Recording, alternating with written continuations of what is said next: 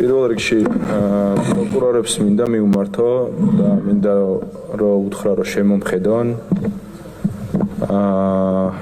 თქვენი ბრალდება გავს ეჟენ იუნესკო არის ეგეთი მწერალი რომელიც ასევე აბსურდის ერთ-ერთი გამორჩეული მწერალი არის და მისი პერსონაჟები ლაპარაკობენ ერთი შეხედვით გაუგებარ ენაზე.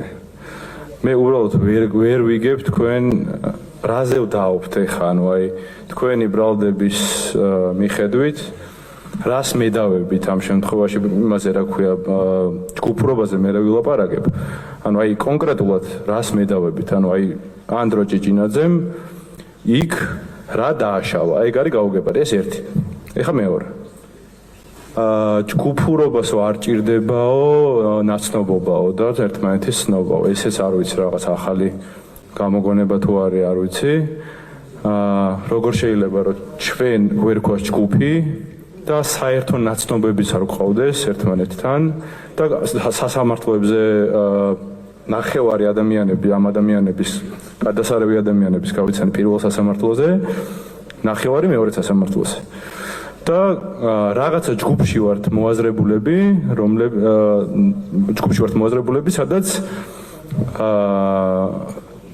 რა თქმა უნდა ბრჭყალებში რაღაც დანაშაული ჩავიდინეთ, ისე რომ ერთმანეთს არ ვიცნობთ, პლუს სხვადასხვა დღეს გვედავებით, იმიტომ რომ მაგალითად ჩემ შემთხვევაში თუ 29-ზე არის ლაპარაკი, თუ არ ვხდები გურის შემთხვევაში არის პირველ რიცხვზე ლაპარაკი.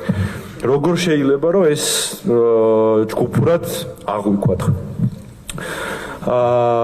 და კიდე ერთ რამეს დავამატებ, მინდა ორი სიტყვა ვთქვა ასევე ბოლო პერიოდში სხვადასხვა სახით გამოვლენილ რაღაცა დაშინების და შეშინების მცდელობაზე, რაც საქართველოში ხდება და მინდა ვთქვა რომ ვერავის ვერ შეაშინებთ და თუ ვინმეს ეშინია ეს შიშიც ძალიან ადამიანური რამე არის და იმითი ვართ ჩვენ თავისუფლები რომ აი ამ შიშებს და ასევე ადამიანური არის ყველა ჩვენი სისუსტეები გვაქვს ამ შიშებს და სისუსტეებს გადავაბიჯებთ და სათქმელი ყოველთვის ითქმება.